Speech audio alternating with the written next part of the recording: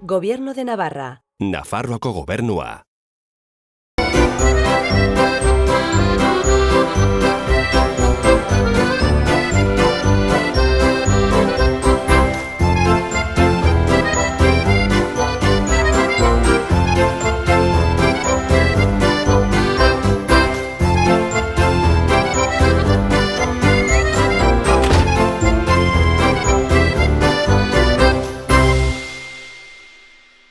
Kaixo, arratsaldeon eta ongi etorri beste behin ere Euskal City saiora. Gurekin gaurkoan, beti bezala, bi gonbidatu izango ditugu, Mikel eta Koldo. Bi gizon hauek, bat herri txiki batetik etorri zaigun arren eta bestea auzo handi batetik, antzekotasun desente dituzte gaurkoan eta berehala erakutsiko digute. Eta gai berriei ere heltzeko ausardia erakutsi digute. Beraz, ze gairi eta nola jakin nahi alduzue? Goazen haiengana.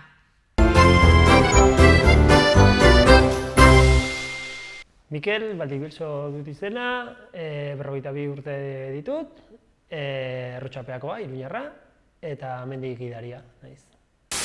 Koldo Abrego, 46 urte ditut, Larragetan bizi naiz, herri txiki batean, eta enpresa baten zuzendaria edo gerentea naiz. Kaixo. Kaixo. Ongi? Bai, oso ongi. Zena? Koldo naiz, zu? Mikel. Mikel. Bai. Ni 46 urte ditut, eta Larragetan bizi naiz, ez dakizun non dagoen. Hemen Berriobeitin, Berriobeitiko zendean, 10 herri dira, batzuk handia, Artika adibidez Berriobeitikoa da, eta oso handia da, gurea oso txikia, 80 biztanle. Unzu inguruan, ez? Unzu, badaude hor herri batzuk, baina hau dago Zuasti aldera. Beste aldera. Bai, beste aldera. Hemendik Iruñetik 5 kilometrotara edo. Osa, herri txiki batean, baina hiriaren gertu. Zu, non bizi? Ni Errotxapearra, 42 urte, azkat, da Errotxapeakoa beti da nik. Jaio, hor bizi, da momentuz boladaka igual tartenen bat kanpora, baina normalean txean beti. Osa, bertakoa zara? Bai. Errotxapean orain, jende asko eta. Bai, kriston auzo handia hazitu da, azkenengo 10-15 urtetan hazitu da kristona. Baina, ongi, mantentzen da auzo giro hori, da, bai. Tamalez, igual herri txiki batek duena, igual familia artean geratzen dela gehiago, Iruñak duenez, hiria txikia, baina hiria izan da, azkenean toki guztiak dituzte, alde onak eta txarrak, denetarik ezin duzu esan. Tentu horretan eri igual pena gehien ematen diana, hurbiltzea gehiago auzo bat izatera, herri antzera bat hartzea, eren igual kuadrillan, familia izatean, denak eskalonatuak egiran, bakoitza azkenean bukatzen du beradetik, orduan, kuadrilla giro hori, pixkanaka nola diruitzen da pixka bat, hortatik ongi. Darriren batera joateko gogoekin, esoteko. Bai, inoiz ez nahi zibili, eta ez dakit, probatzeko, neska lagunarekin ere bai, hor dago buruan, Hoi dago, herri txiki batean azkenean egia da neguak luzeak direla. Azkenean iristen zara etzera, ilun ez dago, dendarik ez dago ezer, orduan etxean sartzen zara. Sorte baldin baduzu eta giro ona baldin badago herrian edo, hori elkartean, jendea hurbiltzen da eta hori orduan sortzen da giro. Baina bestela... Txikiak izan da, hor azkenean... Kuadrilla badute, edo pina egiten badute, errestasun gehiago, orduak pasatzeko herrian, gaina hemen ondoan egon da, holako zerbait, Iruñetik herriren batera joatea, baina asko ez aldetzea. Gehien bat aitona monak etxean gertu ditugulako eta laguntzen dute aurrekin, eskolara, eta bai. Euskaldun zaharra ikastolan ikasi nuelako, gurasun aldetik euskaraz ez dakite, eta nahiko gunderokotasunean nahiko erabiltzen dugu euskara, bai, munduan. Zukan, batuan, da euskalkinen bat igual itxasten da tarteka hor belarrian sartzen delako. Bai, aukera bat dago, nik uste baiet. Euskaldun berria, 20 urte nituelarik hasi nintzen ikasten, eta aldudan guztietan egiten dut euskaraz, familian, seme-alabekin, eta lagunekin, eta lankiderekin ere, alik eta gehien, zukan eta euskara batuan bai. Bizitzea, dena ez, baina, askotan euskaraz aritzeko aukera ditugu bai. Koldo eta Mikel ongi etorri, zer moduz? Zongi. Herri txiki eta auzo handitik zatozte, ezta? Baina herrira joteko planarekin esan duzu, Bueno, suertatzen bada. Suertatzen bada, zergatik ez. Hemen mai gainean utziko dizkizuet, zuen herri edo auzoaren inguruan justuki mintzatzeko gairen bat, bai? Hori da, lehenengotara. Hartu? Bai. Venga, ateratzen den. Galdera librea. Galdera librea. Ez dakit, hitz egin dugu, herriaz, ez da. Adibidez,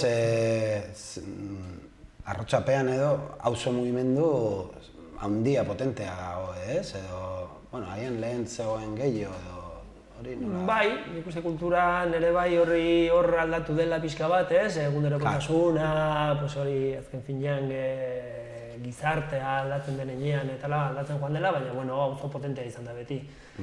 Jende asko bizi dena eta horrek eragiten zuen ere bai mugimendua, auzotarren mugimendua izatea pixkatola fuerteak. Bere gabezi eta indar puntuekin, ez?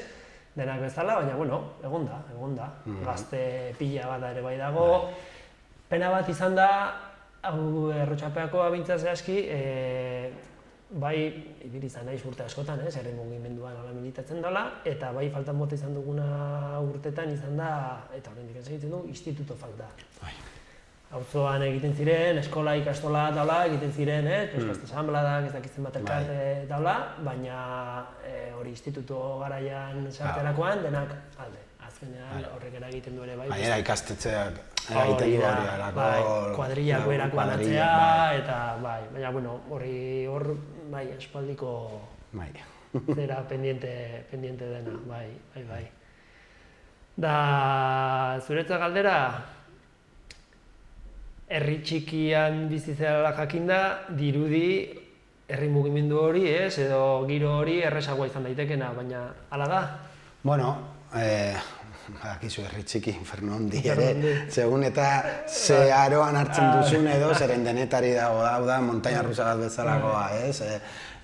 Badaude, gainera edo zein gauza gerta daiteke hor usteltzen dela pizkat giroa eta hori, baina, badago gertutasun bat, oso garrantzitsua da ere, aurrak baldin badaude hortikan edo horiek sortzen dute halako giro herrian, haiek, herri txiki horretan ez dago arriskutsurik haiek bere kabuz ibiltzeko eta hori. Orduan, haiek ere joaten dira etxez, azkenean faltzen dute gaur, afalduko dut ez dakit noren lagun baten etxean, gero etortzen dira zurera, orduan, gure artean ere horrek eragiten du harreman estuagoa izatea, ez?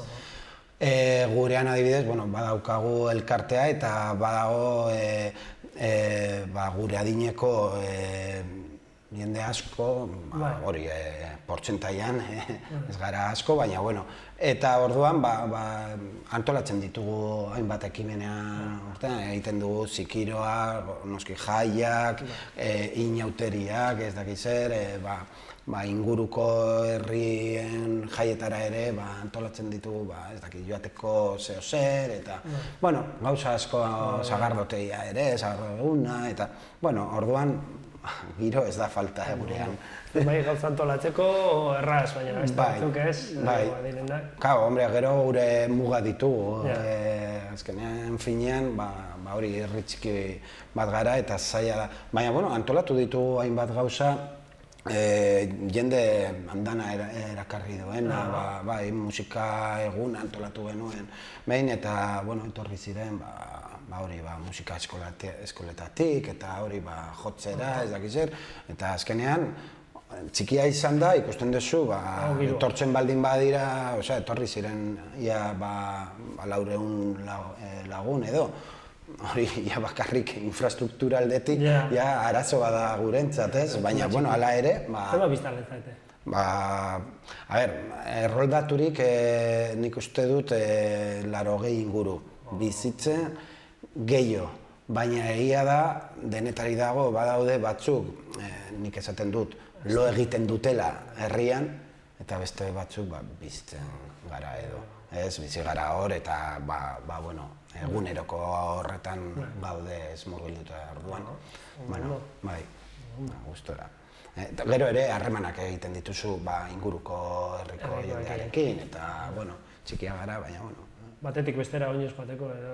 Bai, baditugu aukerak, eta hori, orduan, badaude gainera bide, edo pistak eta horitatik, eta, ongi da. Euskararen erabilera herrian edo auzoan lagun artean.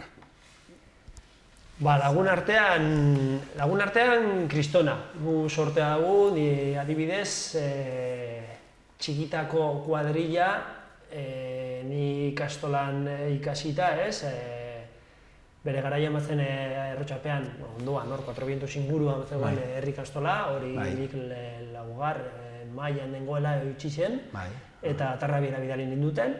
Orduan naiz da auzotik kanpo ikasi, kuadrilla egin izan dut beti auzokoa. Nik bizitza beti egin dut auzoan. Baina hori kuadrillan azkenean pilatzen ginen eskola ezberdinetako lagunak, ez? Batzuk euskaldunak, beste batzuk ez. Baina, hor zegoen, baina, haunditzen edo, ez? Heldutzen, heldutu bagara, ez dakit. Hor denbora aurrera doala, azkenean zoaz elkartzen, militantziagatik edo edozein praktika egiten duzula eta hola, azkenean bai pilatu garela eta aspaldi egin izan dugula kuadrilla nolabait euskalduna. Orduan, egunerokotasunean, lehen aipatu duzuna zuke bai, denetari tokatzen da, ni adibidez etxean, gurasoen etxean, tamales erderaz egiten dugu, baina gure eguneroz nago gurasoekin, eguneroko bizitzan, aukera bada euskaraz egiteko, bai erosketak egiteko, aurrekin egoteko kalean, ez dakit zer beti topatzen duzu, erderaz egin beharreko norbaitekin, baina bada, igual jende asko uste duena, baina aukera gehiago. Gertukoa izan da, hori, denok errealitateak nik uste konpartitzen dela. Baina bai, igual kanpoko norbaitek uste du, ez? Eta, kanpotik Nafarrotik kanpoko norbait topatzen baduzu eta esaten du, Nafarroan euskara eta eta Iruñean ere bai. Gontzan, sorte hona daukagu alde hortatik. Hori. Herrian? Herrian, ez dakite, izango gara, ez dakite, 20 inguru edo euskaldunak helduen artean, diot. Ez dago gaizki, baditugu aukerak, baina egia da, gero eguneroko horretan gaztelaniaz erderaz egiten dugu, gu bakarrik gaudenean orduan bai. Gainera hori bai, euskalduna dena euskara egiten du, ahal badu euskara, baina zaila da gu bakarrik egotea, egoten gara gehian taldeka edo, eta beste batekin hasten zara hitz egiten, eta gu bakarrik euskaraz egiten dugu, baina bestela erderaz. Eta txikien artean, aurren artean edo, portzentaia aldatzen da, gehienak euskaldunak dira.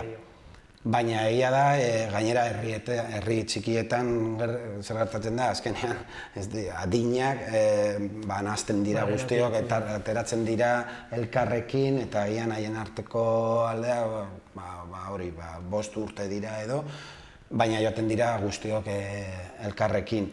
Eta, egiten dute erderaz, naiz, eta gehienak euskaldunak izan, erderaz egiten dute. Eta nire ustez kezkagarriena dena da, euskaldunak bakarrik daudenean, ere jarraitzen dute erderaz egiten, haien artean. Ez dakit gero, hori, ni ikasi nuen, 20 urtekin, hasi nintzen euskara ikasten orduan, ez dut bizi txikitan hori euskalduna izatea, aukera izatea, bietan egiteko, edo hori.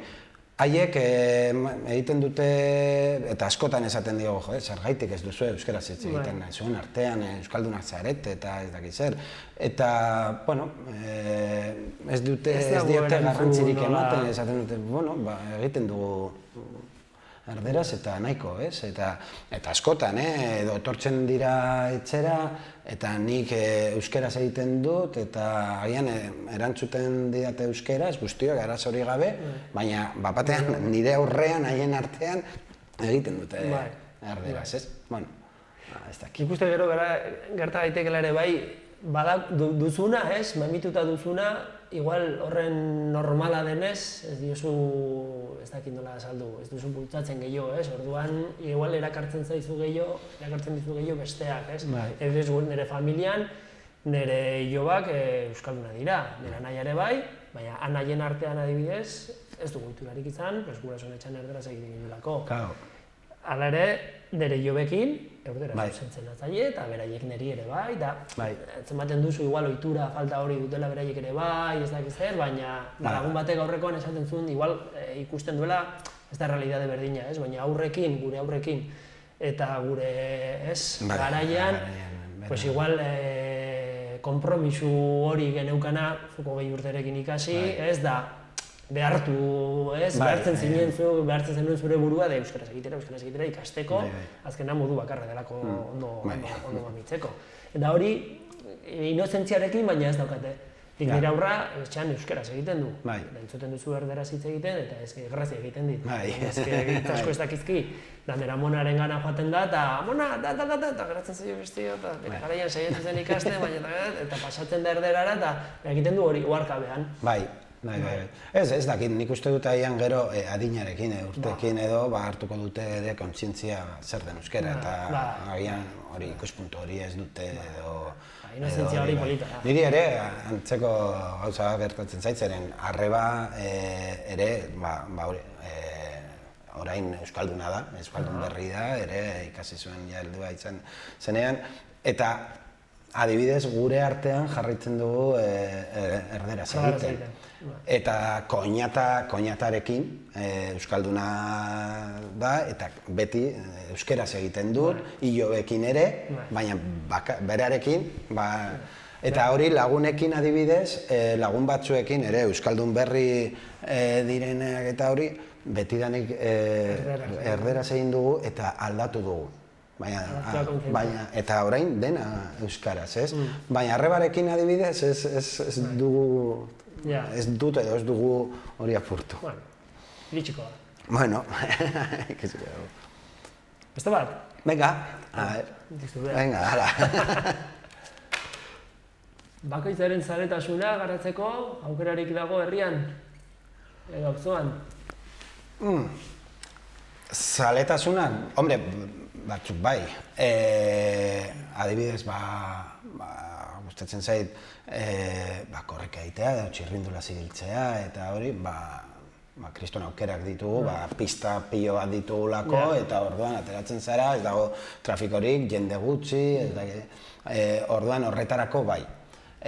Gero, niri ere gustatzen zait, ez dut maiz egiten, gehiago egingo nuke, baina hori irakurtzea, lasai eta hori, hor daukagu lasaitasun bat, hori edo nore bila dezake etxean, agian, baina hor agian ateratzen zara kalera eta ez dago inor, eta irakurtzen duzu. Kau, norberaren zaletasunaren arabera, hau da, zinema, ez zai gehiagi gustatzen, baina, noski, ez dago zinemarik. Badugu, adibidez, frontoi txiki bat, baina, jolasteko ongi dago, eta hori, eta ongi dago, baina hori kenduta, zerbait gehiago egin nahi baldin baduzu, ez dugu aukerarik, ez? Orduan, alde horretan mugatuta gaude, baina argi dago, herri txiki batera joaten zarenean edo hori, badituzu gauza batzuk galduko dituzula, eta orduan, egin nahi baldin badituzu, badakizu, azkenean hori, kotxearen gati buzarela askotan, behar duzu kotxea, joateko ez dakit nora eta hori. Ziurrenik Arrotxapean aukera gehiago izango dituzuela, ez? Bai, azkenean tamainagatik zabaltzen da dira aukera, baina... Frontoia gehiago eta handiagoak dituzue. Beti okupatuta, bai, hori bai. Bai, hau gozoen ere bai aukera gehiago badira. Zenbait, igual lasitasunez irakurtzeko, edo ondo itxondorri zietetu alduzu etxea, edo jomar duzu txoko lasairen batea, baina, bueno. Herritaren arteko harremana, giroa, lagunak... Bueno, honetaz ere etxe egin dugu. Bai, etxe egin dugu pixka bat, bai. Hori, azkenean auzo edo hiri txiki haundi batek ematen dituen, laguntza edo traba horiek badago, kriston giroa, ikastola dagoen inean, bintzat horrein tokatzen zaidan eri, Pues hor sorten dira, azkenean zoaz aldatzen kuadrilla, txikitako kuadrilla, nerabe dalzune handi egiten dituzuen harreman horiek ez dakiz ere, eta eren ja pixkatelduagoa, familiaekin eta la, pues zoaz alde batetik bestera. Eta guztietan, azkenean, emateko aukera badago. Eta giro polita, denetarik, bade jalebak, jalebak, edo zein iskanbila sortu edekena, hortatik, hori, estoratuagoa, zirenak entzuten dira askotan, gora, beti gertatzen da hor, agra la metropolis, baina, bueno, gustora, eta ematen du aukera harreman politak egiteko. Bai. Da, bestelaz, Iruñera, Alde Zaharrera, eta antopatuko dugu, edo nor, edo... Bai, bete aukera duzu. Bai. Darrian, igual, zentzu honetan, lehen esan duguna, igual. Bai, bueno, badaude, adibidez, Berriobeitin antolatzen dira, bueno, badaude jarduera batzuk, udale guztiek antolatzen duten bezala, urteko jarduerak, gero jaiak ere, ez dira jaiak, dira egunak, Euskararen eguna, jendearen eguna, ez dakiz zer, eta hori, eta oso polita dira, zeren hitzein du lehen, baian herriko giroa, baina badago ere Berriobeitiko giroa, azkenean guk ere kuadrilla daukagu, Aitzoaingo batzuekin, beste batzuk Artikan bizi direa, edo Berriobeitin, Elkarten, ez dakit, toki ezberdinetatik, herri txikiak batzuk, beste batzuk handiagoak, baina kuadrilla egin dugu, hori, herri desberdinetatik, eta hori polita da, azkenean ere, badaude, badira, ez dakit, Artikako jaiak, eta orduan joaten zara haiekin, eta disfrutatzen dituzu, zeren bestela agian ez ginateke hurbilduko, ez? Herririk handiena, ja San Fermina bezala, Artikarako atera, ez? Bai, hori bai dela auzo bat, herri bat jarraitzen du izaten. Claro, batzen bazaio Artika berri gainera, ez? Claro, Artika berri dira ia 5.000 biztanle bakarrik haiek. Berriobeitik jendean, 7.000 gara ez gara iristen, baina gertu gaude. Eta 5.000 Artikakoak dira. Orduan hori oso errealitate ezberdinak dira, bai, noski. Bertsolariak, hendia. Ez dut instrumenturik jotzen, erankak, da musika denetarik, euskal musika, baina atzerriko bare bai. Kirola egitea. Bertsolariak eta abeslari batzuk ere, nesten ditut bai, mendia.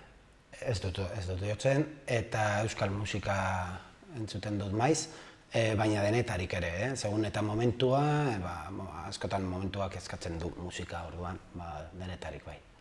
Biak, musika bezala, agian unearen arabera. Bale, Mikel eta Koldo, orduan antzekotasunen bat ere atera zizu, ezta? Egin aduzuen artean. Bai. Bale, bigarren atalera salto egingo dugu, eta hemen utziko dizkizuet 3 gai orokor, baten bati heldu nahi badiozue, eta, zer iradokitzen dizuen, edo zerrekin lotzen duzuen, eta gero, elkarrekin ere lotu ditzazkezu, edo bat baino gehiago otatu. Oso ongi. Zerbait nahiago, zango ditu. Hau geratzen da pixkat ez, bakorro zera bezala, baina...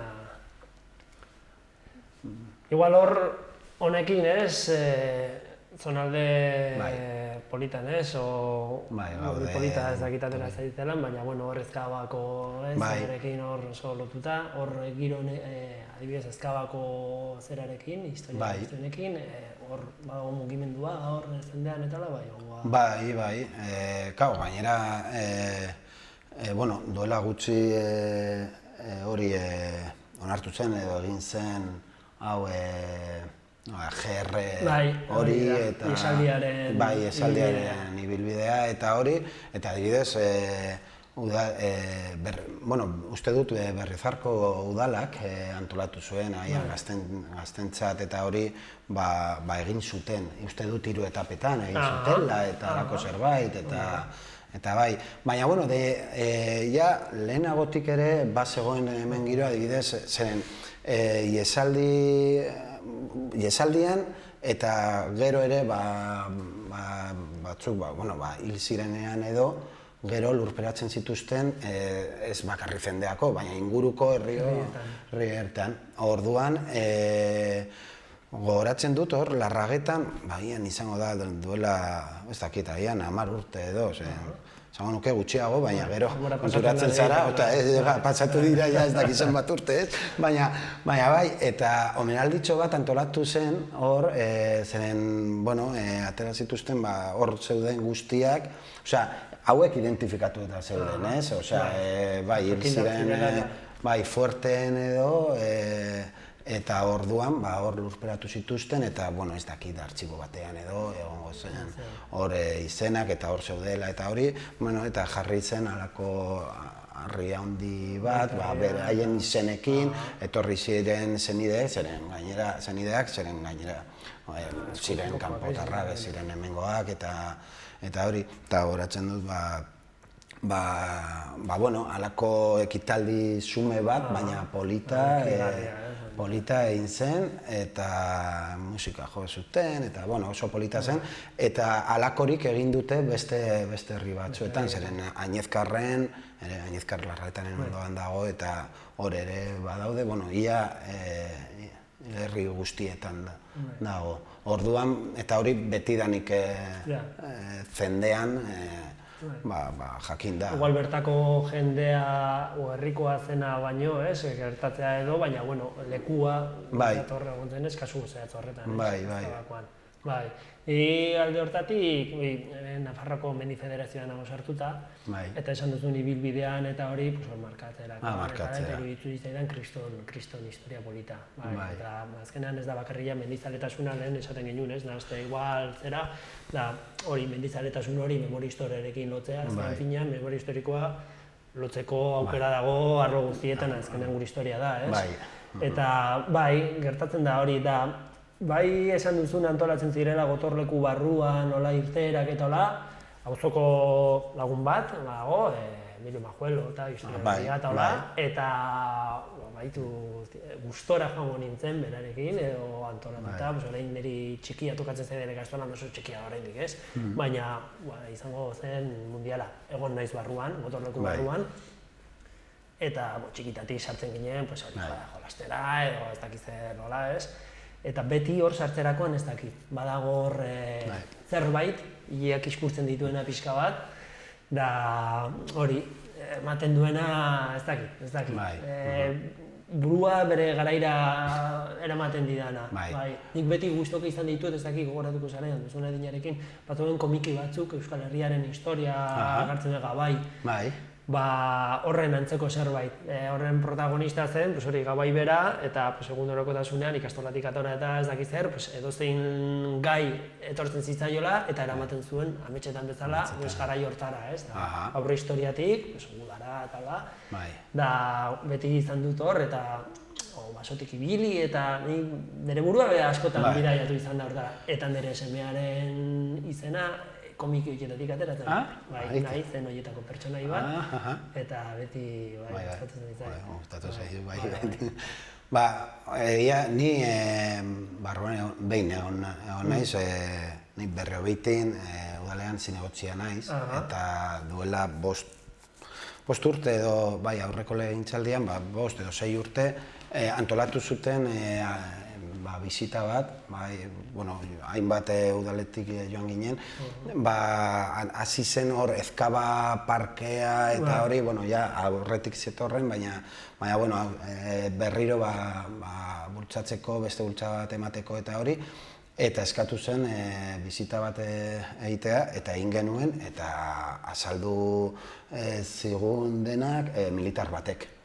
Baina hala ere, nahiko ongi zegoen, azaldu zen ondo, baina dena den hori unkigarria da, azkenean sartzen zara hor, eta ez da bakarrik eraikina edo ikusten duzuna, baizik eta pentsatu behar izan duzu hor bizi duten. Bizi izan dago.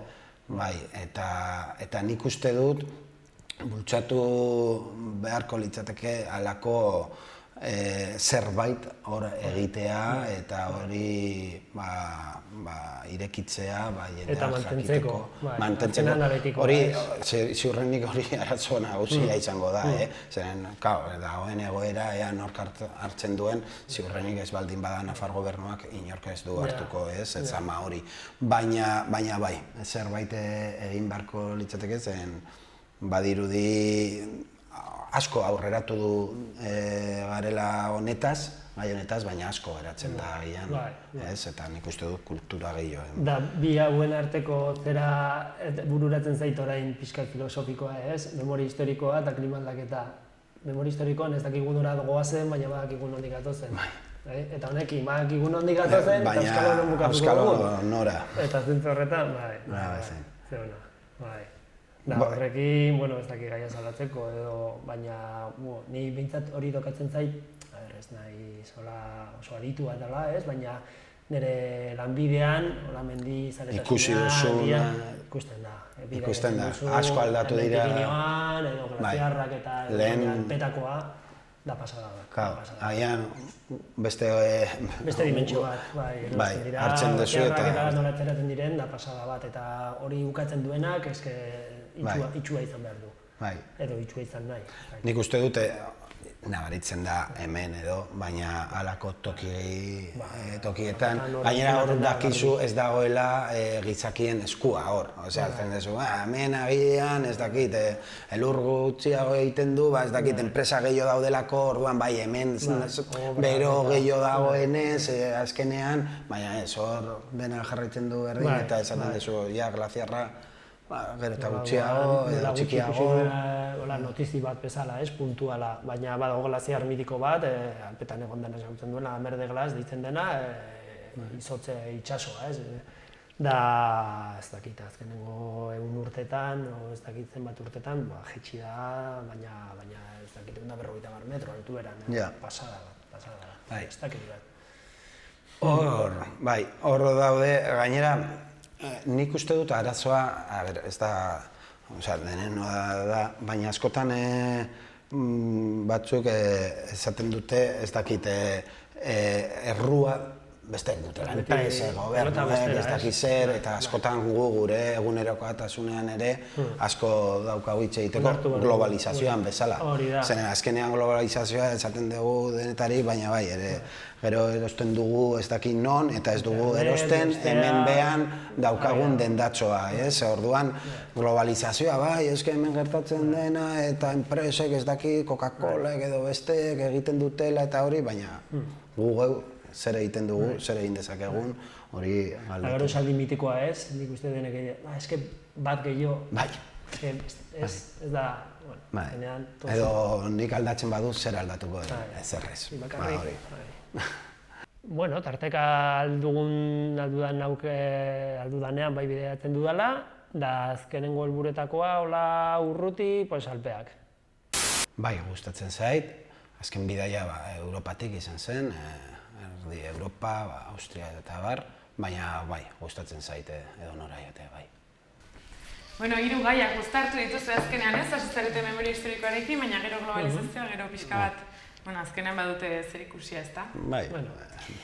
Hemen, azken atal honetan eskatuko dizuet gai konkretu hauetako bat bakarra aukeratzea, eta hori izanen da azken zuen solasaldia.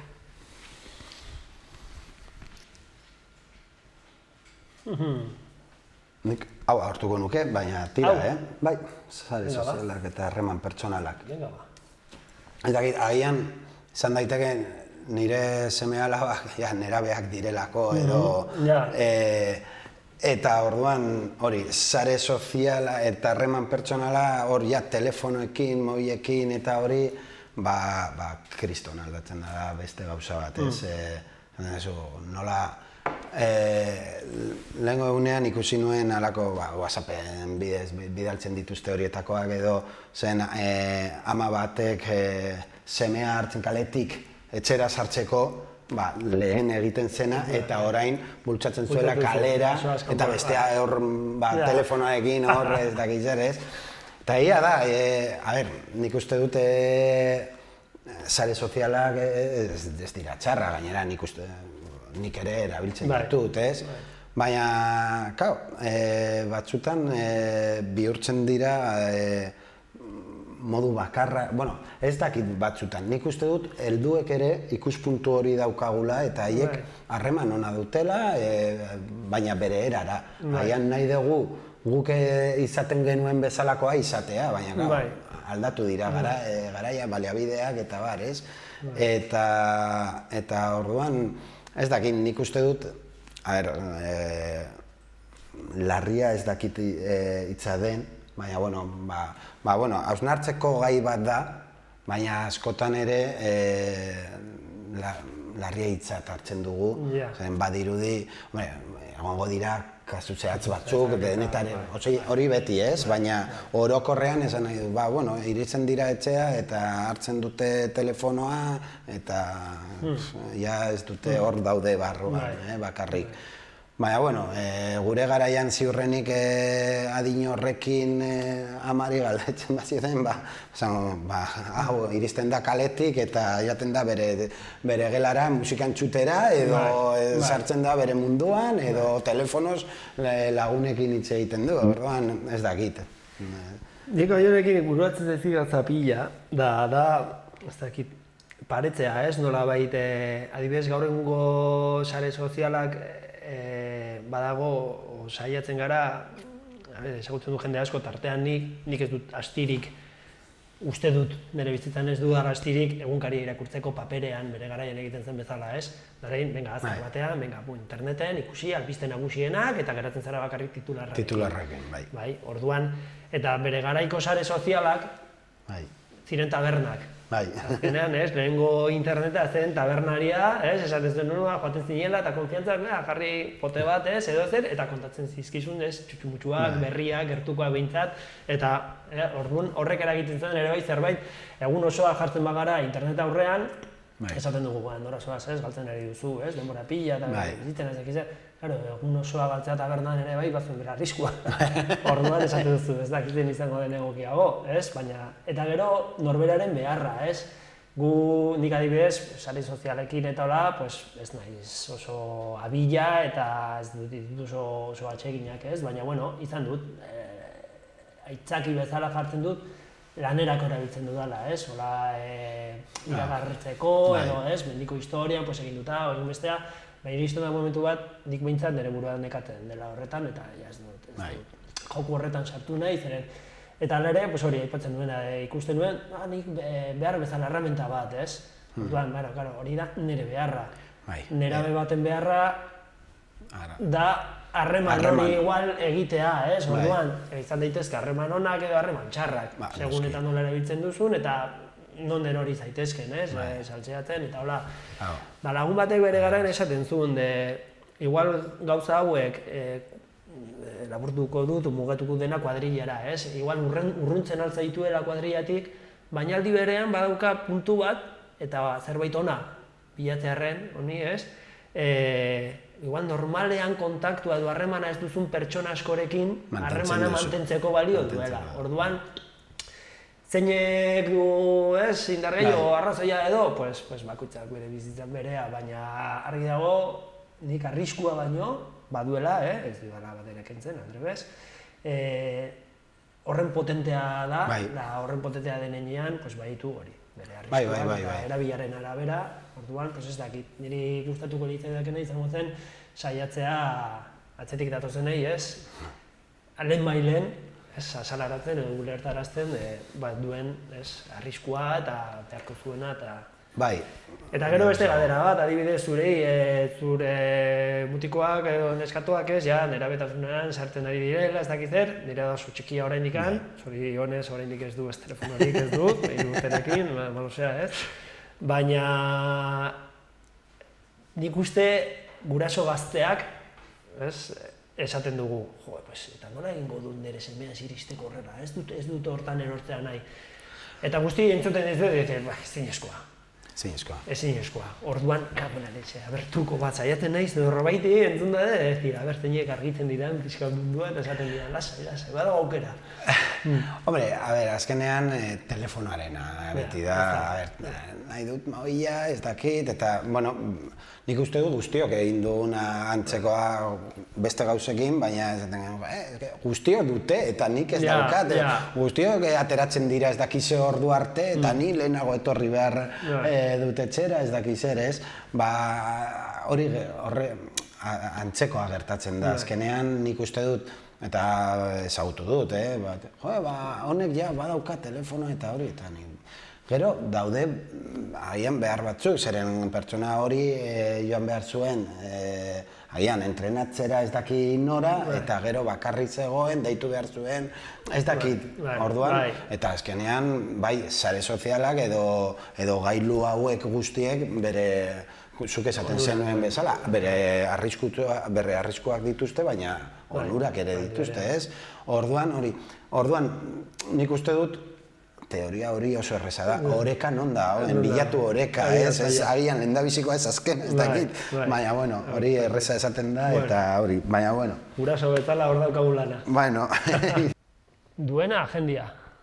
Oso handia da, auzoa, Arrotxapega auzoa, azkenean Iruñako handienetakoa, da faltan euskaldun gehiago. Bueno, oso herri txikia da, 80 biztanle inguru edo, orduan gauza asko falta zaizki horregatik, baina horregatik ere baditu lasaitasun eta askatasun bat agian beste tokitan ez dagoena. Vale.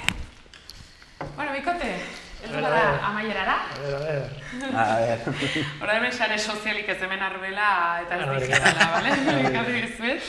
Horan, bi hitz erakutsiko izkizuet, biak ere nafarreraz. Bai, lehenbiziko hitza dugu txitxikandra. Txitxikandra erronkari aldean erabiltzen den hitza da, eta zer esan nahiko luke txitxikandrak zuen ustez? Horrela bapatean ideiarik ere ez ikusten dizkizuet aurpegiak? Ez dut ideiarik, publizitatea egingo dut, zeren lagun batek argitaratu berri du liburu bat erronkariko hiztegiaz edo, Josune Alkar. Eta pena da, liburua hemen ez izatea txuleta moduan. Hiru aukera emanen dizkizuet, bai? Lehenengoa da sugandila, bigarrena listorra eta hirugarrena mariburduntzia. Ze izan liteke zuen ustez txitxikandra erronkarien? Nik listorra. Zuk listorra esango zenukezuk? Ados jarri behar duzue, Venga, tira. Bai. Bai? Nuen ideiarik, orduan, bai. Ez da listorra. Sugandilari esaten zaio, txitxikandra, bai? Sugandra, zakit. Etzen hola errex asmatzekoa. Janari bat zela esan behar nuen, baina, bueno, animalia esan duzunez. Animalia te behitut, orduan. Baina, bueno, beste aukera bat emanen dizuet, eta bigarren hitza zaraitzutik dator, erden da gure hitza. Erden, bai? Hiru aukera emanen dizkizuet berriz ere. Lehenengoa dugu eder, bigarrena aurkitu eta hirugarrena gozatu. Eder, aurkitu eta gozatu. Zer uste duzu esan lehena, ez, baina... Eder. Trampa izango da. Jakinda auzoko arategi batean egin gu publizitate, bai, auzoko arategi batean hori zaretxorrak dira eta... Bai, ni amaz. Nik lehenengoa, esango dugu ez dakitzu... Lehenengoa, bai, esango zenukete. Erden, ez, erden... Ez da, eder. Trampa zen hori. Aurkitu esan nahi du, erden, ediren, erden, hortik. Pentsatzen dut izan litekela hortik etortzea. Baina, bueno, saiatu zarete, aizue, eta... Saririk gabe geratu gara. Ez pentsa, euskalo. Bozka asko lortzen baituzu, egin sarira materiala galen duzu, ez talde polita osatu duzu, ez dakit, nahiko, ez dakit, bueno, iritzi politak ezberdinak ekarri dizkiguzue, eta benetan eskerrik asko etortza batik. Elkarbanako ditugu Facebookak eta... Eta, bestela arbel bidez, bestela... Oso ongi. Que señale bidez. Baina, egongo gara, mila esker. Zuei. Berdin, agur. Agur. Kontsolatzerik ez, denbora ez da luzea.